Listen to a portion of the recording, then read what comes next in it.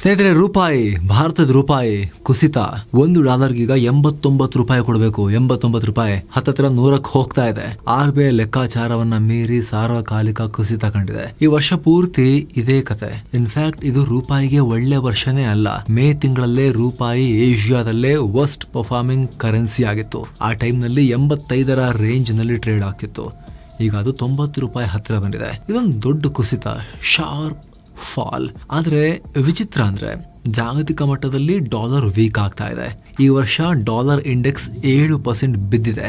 ಅದೇ ಸಮಯದಲ್ಲಿ ಭಾರತ ಜಗತ್ತಿನ ಫಾಸ್ಟೆಸ್ಟ್ ಗ್ರೋಯಿಂಗ್ ಎಕಾನಮಿ. ಹೀಗಿದ್ರೂ ಕೂಡ ರೂಪಾಯಿ ಬೀಳ್ತಾ ಇದೆ.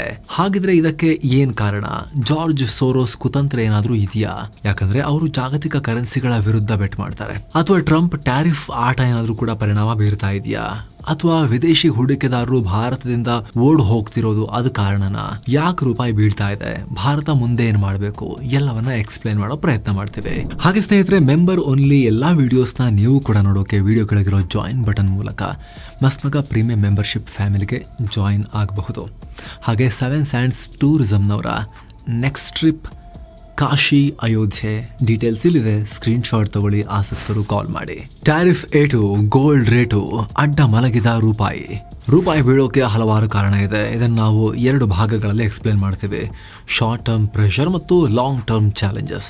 ಶಾರ್ಟ್ ಟರ್ಮ್ ಕಾರಣಗಳಲ್ಲಿ ಮೊದಲನೇದು ಟ್ರಂಪ್ ಟ್ಯಾರಿಫ್ ನೇರವಾಗಿ ಭಾರತದ ಎಕ್ಸ್ಪೋರ್ಟ್ಸ್ ಮೇಲೆ ಹೊಡೆತ ಕೊಟ್ಟಿದೆ. ಅಮೆರಿಕಾಗೆ ನೀವೇನೇ ಎಕ್ಸ್ಪೋರ್ಟ್ ಮಾಡಿದ್ರು ಕೂಡ ಪೇಮೆಂಟ್ ಡಾಲರ್ನಲ್ಲಿ ಬರುತ್ತೆ.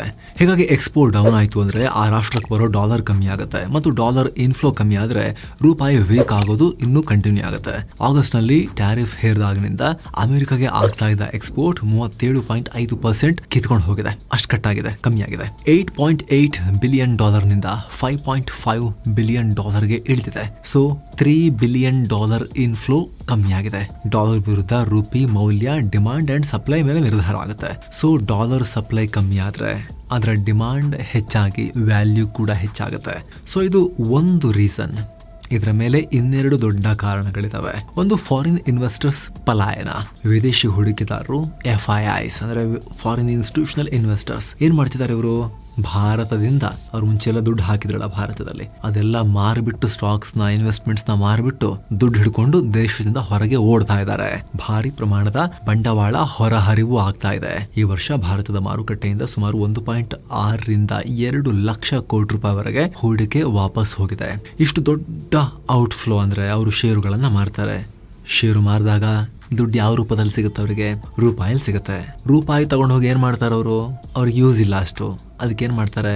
ಡಾಲರ್ ಕೊಡ್ರಿ, ರೂಪಾಯಿ ತಗೊಳ್ರಿ ಅಂತ ಹೇಳಿ ಕನ್ವರ್ಟ್ ಮಾಡ್ಕೊಳ್ತಾರೆ. ಆವಾಗ ಏನಾಗುತ್ತೆ?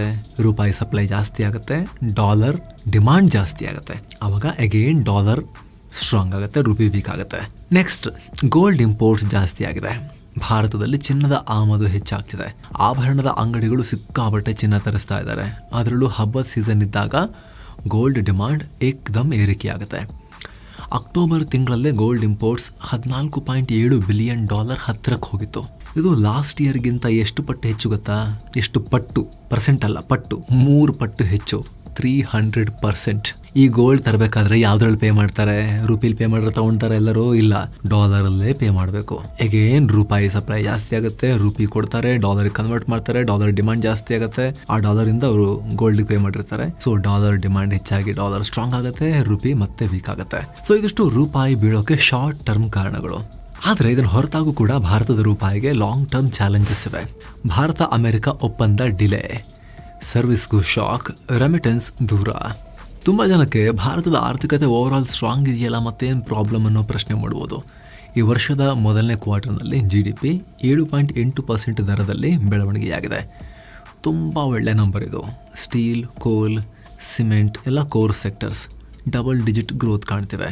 ಅರೆ ಮತ್ತೆ ಹಿಂಗಿರ್ಬೇಕಾದ್ರೆ ರೂಪಾಯಿ ಮತ್ತೇನಕ್ಕೆ ವೀಕ್ ಆಗೋದು? ಲಾಂಗ್ ಟರ್ಮ್ ಪ್ರೆಷರ್ಸಲ್ಲಿ, ಚಾಲೆಂಜಸ್ಸಲ್ಲಿ ಏನು ಕಾರಣ ಇದು ಅನ್ನೋ ಪ್ರಶ್ನೆ ನಿಮಗೆ ಬರ್ಬೋದು. ಸ್ನೇಹಿತರೆ, ಈ ಕ್ಷೇತ್ರಗಳೆಲ್ಲ ಗ್ರೋತ್ ಇಂಡಿಕೇಟರ್ಸೇ. ಇವು ಬೆಳವಣಿಗೆಯಾದಾಗ ಮೂಲಸೌಕರ್ಯದ ಮೇಲೆ ಹೂಡಿಕೆ ಹರಿದು ಬರುತ್ತೆ. ಈ ವರ್ಷನೂ ಹರಿದು ಬಂದಿದೆ.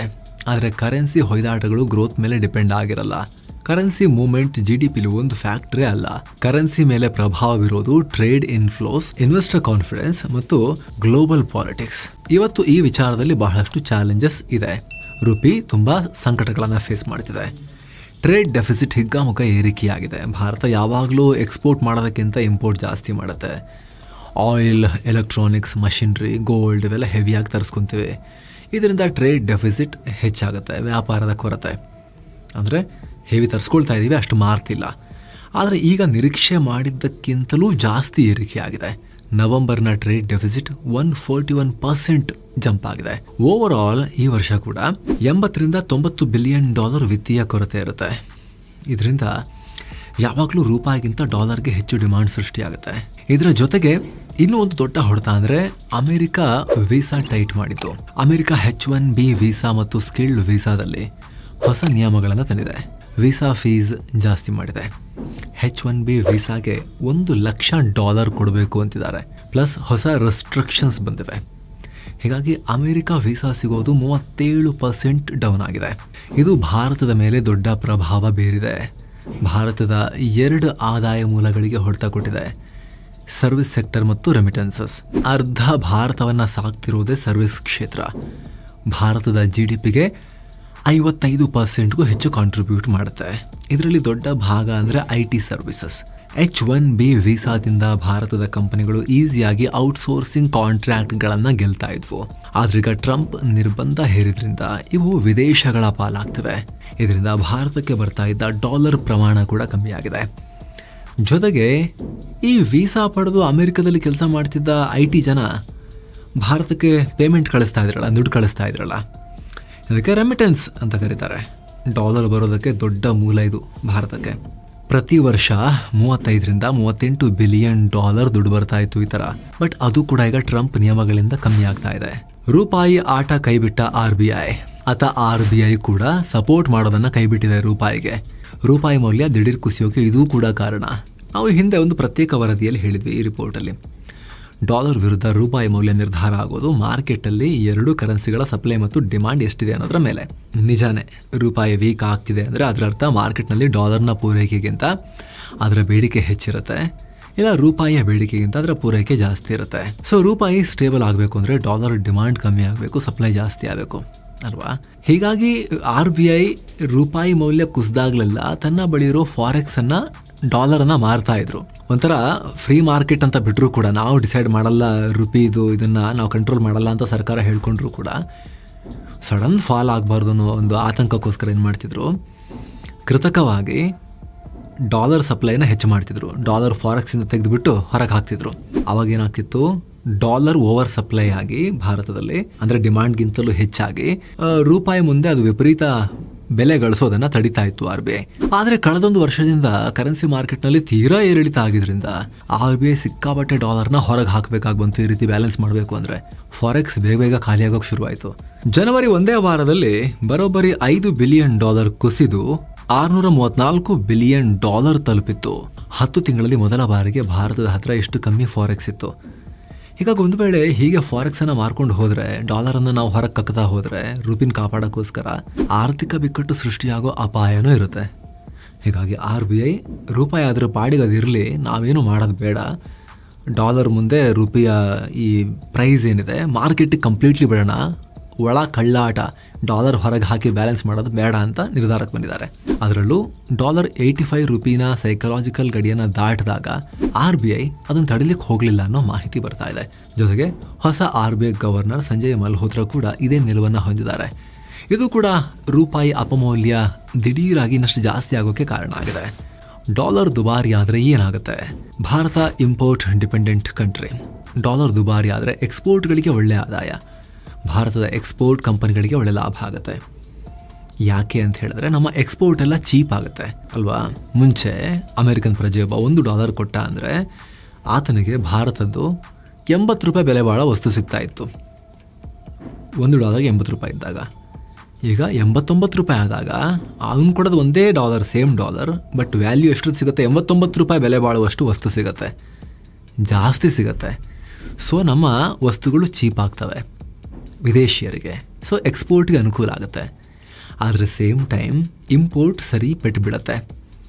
ಮುಂಚೆ ನಾವು $1 ಬೆಲೆ ಬಾಳೋ ವಸ್ತುವನ್ನು ತರಿಸ್ಲಿಕ್ಕೆ $80 ಕೊಡ್ತಾ ಇದ್ದೀವಿ ಅಂತ ಅಂದ್ಕೊಳ್ಳಿ. ಈಗ $89 ಆದಾಗ ಅಷ್ಟೇ ಬೆಲೆ ಬಾಳೋ ವಸ್ತುಗೆ ನಾವು 89 ರೂಪಾಯಿ ಜಾಸ್ತಿ ದುಡ್ಡು ಕೊಡಬೇಕಾಗತ್ತೆ. ಇಂಪೋರ್ಟ್ ಕಾಸ್ಟ್ಲಿ ಆಗುತ್ತೆ ನಮಗೆ. ಇಂಪೋರ್ಟ್ ಮೇಲೆ ಡಿಪೆಂಡ್ ಆಗಿರೋ ಸೆಕ್ಟರ್ಸ್, ಎಲೆಕ್ಟ್ರಾನಿಕ್ ವಸ್ತುಗಳು, ಮೊಬೈಲ್, ಲ್ಯಾಪ್ಟಾಪ್, ಗ್ಯಾಜೆಟ್ಸ್, ಗೋಲ್ಡ್ ಎಲ್ಲವೂ ಕೂಡ ನಮಗೆ ದುಬಾರಿ ಆಗ್ತವೆ. ಪೆಟ್ರೋಲಿಯಂ ಉತ್ಪನ್ನಗಳು ಕೂಡ ದುಬಾರಿ ಆಗ್ತವೆ. ಹಾಗೆ ಕೆಮಿಕಲ್ಗಳು, ಈ ಫಾಸ್ಫೇಟ್, ಪೊಟ್ಯಾಷಿಯಂನಂಥ ರಸಗೊಬ್ಬರ ಕೂಡ ದುಬಾರಿ ಆಗುತ್ತೆ. ಐರನ್, ಸ್ಟೀಲ್ಗೂ ಕೂಡ ಪೆಟ್ಟು. ಭಾರತದ ಮುಖ್ಯ ಕ್ಷೇತ್ರವಾಗಿರೋ ಫಾರ್ಮಾಗೂ ಆ್ಯಕ್ಟಿವ್ ಫಾರ್ಮಾಸ್ಯೂಟಿಕಲ್ ಇಂಗ್ರೀಡಿಯೆಂಟ್ಸ್ ಬೇಕಲ್ಲ, APIಗಳು ಹೊರಗಿನ ತರಿಸ್ಕೊಳ್ತೀವಿ, ಚೀನಾದಿಂದ ತರಿಸ್ಕೊಳ್ತೀವಿ ನಾವು ಕಂಟೈನರ್ ಅವೆಲ್ಲ ದುಬಾರಿ ಆಗುತ್ತೆ. ಇದೆಲ್ಲಕ್ಕಿಂತ ಹೆಚ್ಚು ಜೇಬ್ ಸುಡೋದು ಯಾವುದು ಗೊತ್ತಾ? ಹೇಳಿದ್ವಿ ಆಗಲೇ, ಪೆಟ್ರೋಲಿಯಂ ಉತ್ಪನ್ನ, ಕ್ರೂಡ್ ಆಯಿಲ್, ಕಚ್ಚಾ ತೈಲ. ಡಾಲರ್ ಮೌಲ್ಯ ಜಾಸ್ತಿ ಆದರೆ ಈಗ ಆಲ್ರೆಡಿ ಹೇಳಿದ ಹಾಗೆ ಕ್ರೂಡ್ ಆಯಿಲ್ ಕೂಡ ದುಬಾರಿ ಆಗುತ್ತೆ. ಪೆಟ್ರೋಲ್, ಡೀಸೆಲ್ ಬೆಲೆ ಎಲ್ಲ ಏರಿಕೆ ಆಗುತ್ತೆ. ಇದರಿಂದ ಟ್ರಾನ್ಸ್ಪೋರ್ಟೇಷನ್ ಕಾಸ್ಟ್ ಜಾಸ್ತಿ ಆಗುತ್ತೆ. ಊಟ ತಿಂಡಿಯಿಂದ ಹಿಡಿದು ಎಲ್ಲ ಕ್ಷೇತ್ರಕ್ಕೂ ಪೆಟ್ಟುಕೊಡುತ್ತೆ. ಇದು ಮುಂದೆ ಹಣದುಬ್ಬರಕ್ಕೂ ಕಾರಣ ಆಗಬಹುದು. ಆದರೆ ಇನ್ಫ್ಲೇಷನ್ ತುಂಬ ಲೋ ಇದೆ ನಮ್ಮದು. ಬಹಳ ವರ್ಷಗಳ ಬಳಿಕ ನಮ್ಮ ಇನ್ಫ್ಲೇಷನ್ 0.2ಗೆಲ್ಲ ಬಂದು ಇಳಿದುಬಿಟ್ಟಿದೆ, ತುಂಬ ಕೆಳಗೆ ಬಂದುಬಿಟ್ಟಿದೆ. ಹಾಗಾಗಿ ಅದ್ರ ಬಗ್ಗೆ ಜಾಸ್ತಿ ವರಿ ಈಗ ಮಾಡ್ಕೊಳ್ತಾ ಇಲ್ಲ RBI. ಇನ್ಫ್ಲೇಷನ್ ಓಕೆ, ನಮಗೆ 4, 3.5, 4, 4.5% ಅಷ್ಟಿದ್ರೂ ಓಕೆ.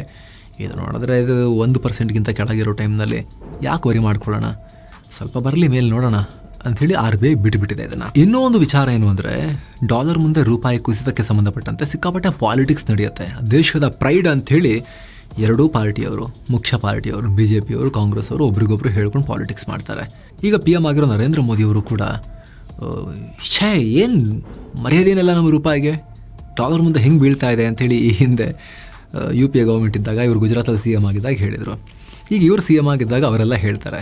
ಆದರೆ ಫ್ಯಾಕ್ಟ್ ಏನು ಅಂದರೆ, ಸರ್ಕಾರದ ದೇಶದ ಘನತೆಗೆ ಅದಕ್ಕೆ ಹಂಗೆ ಹೇಳಕ್ಕೆ ಬರೋದಿಲ್ಲ. ಅದನ್ನು ಚೈನಾನ ನೋಡಿ, ಚೈನಾ ಉದ್ದೇಶಪೂರ್ವಕವಾಗಿ ತನ್ನ ಕರೆನ್ಸಿ ವ್ಯಾಲ್ಯೂನ ಬೀಳಿಸುತ್ತೆ.